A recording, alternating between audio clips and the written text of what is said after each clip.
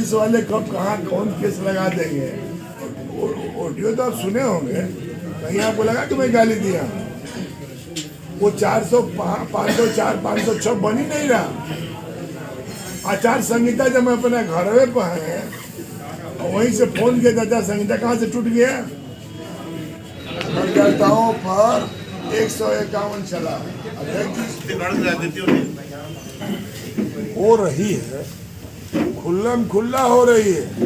मैं कह रहा हूँ कि राजनाथ खा के बेटा पर आचार संहिता का उल्लंघन हो रहा है और अमित शाह के साथ भीड़ चल रही, तो क्या मोहब्बत हो रहा है?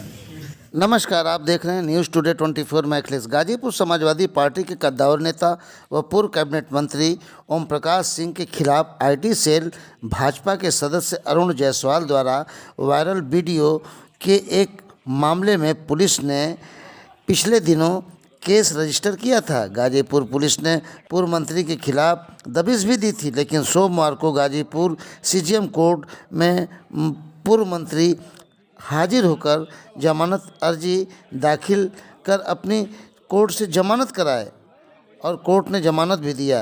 राजनीति का खेल कितना बुरा होता जा रहा है देखने को मिल रहा है। अब लोग आरोप प्रत्यारोप के बाद अब राजनीतिक दुश्मनी भी देखने को मिल रही है और पूर्व मंत्री को 504 506 के मामले में कोर्ट जाना पड़ रहा है।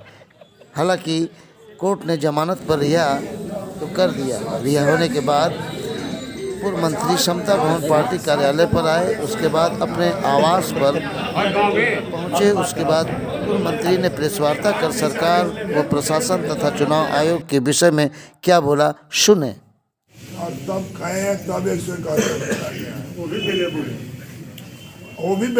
है। वो अवेलेबल नॉन अवेलेबल की बात नहीं है। हम 6 बार विधायक, 1 बार सांसद रहे, मैं कैबिनेट मिनिस्टर रहे। हम संविधान की शपथ लिए हैं, हम संविधान का शपथ लेकर काम करने का काम किए हैं और इन लोगों का भी सलामी परेड होता है, शपथ परेड होता है।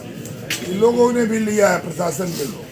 मेरा यही कहना है कि मैंने कंप्लेन किया है, लेकिन चुनाव आयोग से भी अब जो कुछ उम्मीद है वो आपसे, इसलिए मैं आप लोगों से अभी बुलवाया हूँ कि जमानत के बाद आज आप बताइए, कोई मैं अपराधी था कि प्रशासन न्यायालय में पहुँच गया? मैं तो ये सवाल आप ही के बीच डाल दे रहा हूँ। ये आप पता कर लीजिए कि हम लोगों ने कोई गंदा काम किया है।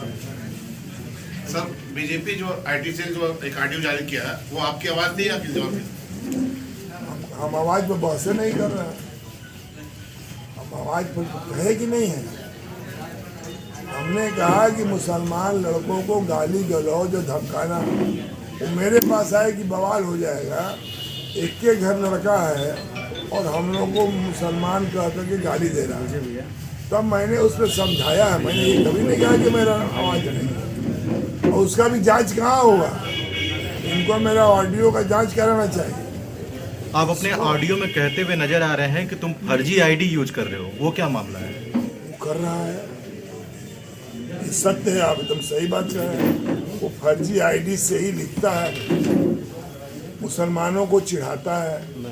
हमारे तरफ आज़ादी से पहले, आज़ादी के बाद मेरे यहाँ कभी दंगा नहीं हुआ है, कभी फसाद नहीं हुआ है।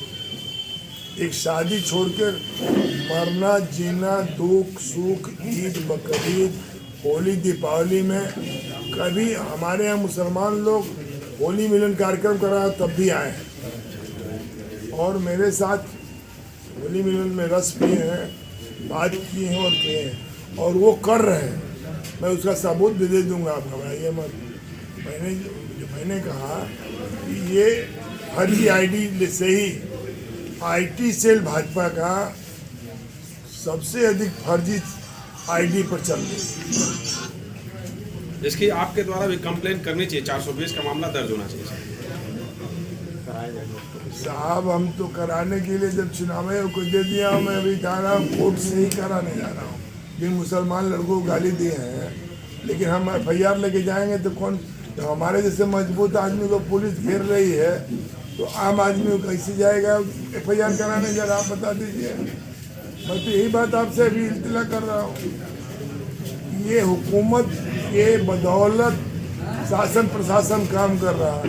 मेरा जो पहला कंप्लेन है इस शासन प्रशासन पर वो हुकूमत के खिलाफ है। तो मैं किससे कहूँ? आप कहिए मैं आपको दे दूँ, आप एफआईआर करवा देंगे।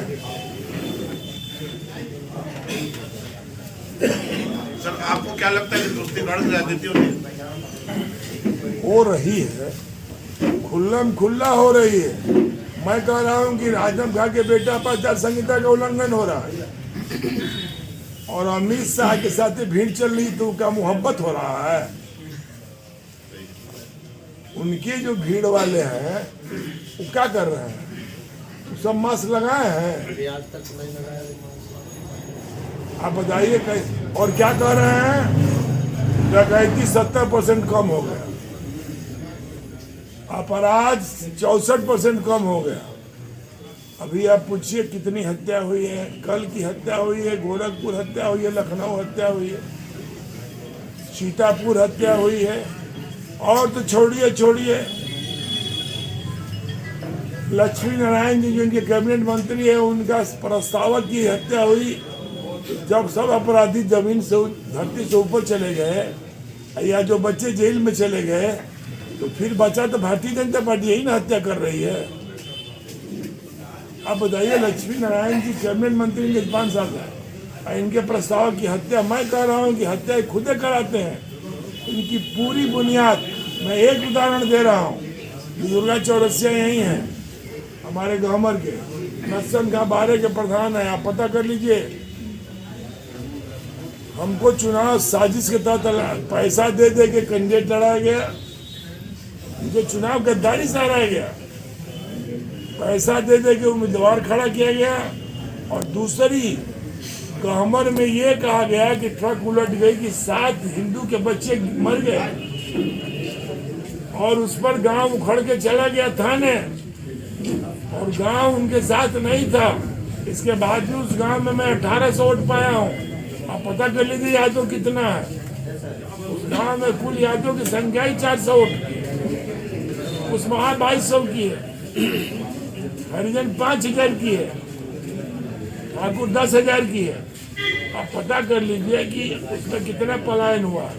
और दंगा करा के कामर थाने को खुल्लम खुला लुटवाया गया और इनकी सरकार थी, इनकी हैसियत नहीं हुई कि केस वापस करा ले, क्योंकि तो थाना लूटने में वीडियो और कैमरा साफ दिखाई दे रहा था, इसलिए ये केस वापस नहीं हुआ।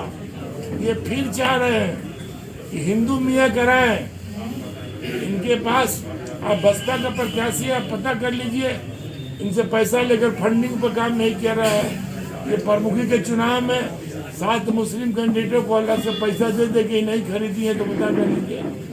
इनकी हैसियत थी तो काहे ने किसी को अपने घर वाले को प्रमुख लड़ा लिया। बहुत पैसे का घमंड है और ये आज भी कह रही है कि पैसे की बदौलत जीत जाओगे, रुपया बांट के जीत जाओ। ये खुल्लम खुल्ला अपने लोगों से करे, घबराइए मत। हम रुपया बांटना सीख गए हूँ, रुपया बांट के मैं चुनाव जीत जाऊंगी, अपने लोगों से कह रही हूँ। ये गंभीर आरोप है कि भारतीय जनता पार्टी हर तरह का क्रियाकलाप अपनाने जा रही है। टीम न्यूज़ टुडे 24 बने रहे ऐसी ताज़ा तरीन खबरों के लिए। नमस्कार।